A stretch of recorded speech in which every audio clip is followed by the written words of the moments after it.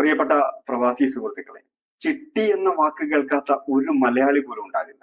നമ്മുടെ നാട്ടിൽ അത്രയധികം പ്രചാരത്തിലുള്ള ഒരു സാമ്പത്തിക ഇടപാടാണ്.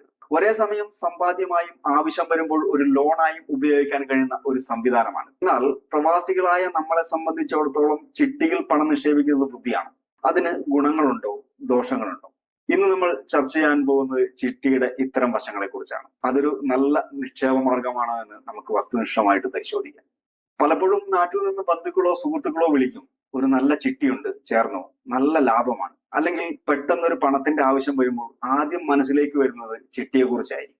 എന്നാൽ പലപ്പോഴും ഈ ചിട്ടി നടത്തിപ്പുകാർ മുങ്ങിയ കഥകളും കണക്കുകളിൽ പറ്റിക്കപ്പെട്ടവരുടെ കഥകളും നമ്മൾ കേൾക്കാറുണ്ട്. ചിട്ടിയുടെ യഥാർത്ഥ പ്രവർത്തനം എങ്ങനെയാണെന്നോ അതിലെ ലാഭനഷ്ട കണക്കുകൾ എന്തൊക്കെയാണെന്നോ പൂർണ്ണമായും മനസ്സിലാക്കാതെയാണ് പലരും ഇതിൽ ചേരുന്നത്. നിങ്ങളുടെ കഷ്ടപ്പാടിന്റെ ഫലം ഒരു നിമിഷം കൊണ്ട് നഷ്ടപ്പെട്ടു പോകാതിരിക്കാൻ ചിട്ടിയെക്കുറിച്ച് വ്യക്തമായിട്ടുള്ള ഒരു ധാരണ ഉണ്ടായിരിക്കണം.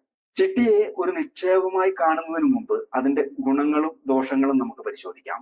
ഒന്നായിട്ട് ചിട്ടിയുടെ ഗുണങ്ങൾ എന്താണെന്ന് നോക്കാം. ഇതൊരു നിർബന്ധിത സമ്പാദ്യ പദ്ധതിയാണ്. അതായത് എല്ലാ മാസവും ഒരു നിശ്ചിത തുക അടയ്ക്കണമെന്നുള്ളത് കൊണ്ട് തന്നെ നമ്മുടെ കയ്യിലിരിക്കുന്ന പണം വെറുതെ ചെലവായി പോകാതെ നമ്മൾ അതിന്റെ അടവിലേക്ക് മാറ്റി വെക്കും. അതേപോലെ തന്നെ എളുപ്പത്തിൽ ഇതിൽ നിന്ന് വായ്പ കിട്ടുമെന്നുള്ളത് ഇതിന്റെ ഒരു ഗുണമാണ്. ബാങ്കിലെ പോലെ മറ്റ് നടപടിക്രമങ്ങളൊന്നും ഇല്ലാതെ തന്നെ എത്രയും പെട്ടെന്ന് നമ്മുടെ ഒരു ആവശ്യത്തിന് വേണ്ടിയിട്ട് ഇതിൽ നിന്ന് ലോൺ എടുക്കാൻ കഴിയും. അതേപോലെ മറ്റൊരു ഗുണമാണ് ബാങ്കിലെ അത്ര പലിശയില്ല എന്നുള്ളത്. നമ്മൾ പലപ്പോഴും ബാങ്കിൽ നിന്നോ അല്ലെങ്കിൽ പേഴ്സണൽ ലോൺ എടുക്കുന്നതിനേക്കാൾ കുറഞ്ഞ പലിശയ്ക്ക് ഒരു ചെറിയ ലേലക്കിഴിവൊക്കെ കുറിച്ചതിന് ശേഷം നമുക്ക് ഈ ചിട്ടിയിൽ നിന്നും പണം ലഭിച്ചേക്കാം. ഇനി എന്താണ് ചിട്ടിയുടെ ദോഷങ്ങൾ എന്താണെന്ന് നോക്കാം. ഇതിൽ ഏറ്റവും വലിയ ഉയർന്ന അപകട സാധ്യത എന്ന് വെച്ചാൽ ചിട്ടി നടക്കുന്ന ആളുകൾ അല്ലെങ്കിൽ സ്ഥാപനങ്ങൾ ഇവരൊക്കെ വിശ്വസനീയമല്ലെങ്കിൽ നിങ്ങളുടെ പണം മുഴുവൻ നഷ്ടപ്പെടാൻ സാധ്യതയുണ്ട്. ഈ റിസ്ക് ഒഴിവാക്കാനായിട്ട് സർക്കാർ സ്ഥാപനമായിട്ടുള്ള KSFE പോലുള്ള സ്ഥാപനങ്ങളെ നമുക്ക് തിരഞ്ഞെടുക്കാവുന്നതാണ്. അടുത്തതായിട്ട് ഇതൊരു ലോ റിട്ടേൺ ഇൻവെസ്റ്റ്മെന്റ് ആണ്. അതായത് ചിട്ടിയിൽ നിന്ന് കിട്ടുന്ന ലാഭം പലപ്പോഴും മ്യൂച്വൽ ഫണ്ടുകളോ സ്റ്റോക്കുകളോ നൽകുന്ന വരുമാനത്തെക്കാൾ വളരെ കുറവായിരിക്കും.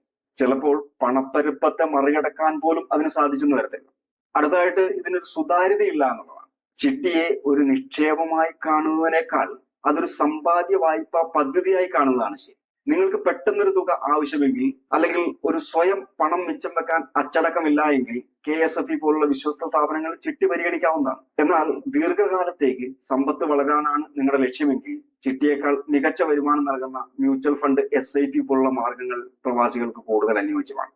അപ്പോ നിങ്ങൾ ചിട്ടിയിൽ ചേരുന്നതിന് മുമ്പ് എപ്പോഴും സ്വയം ചോദിക്കുക, എന്റെ ലക്ഷ്യം എന്താണ്?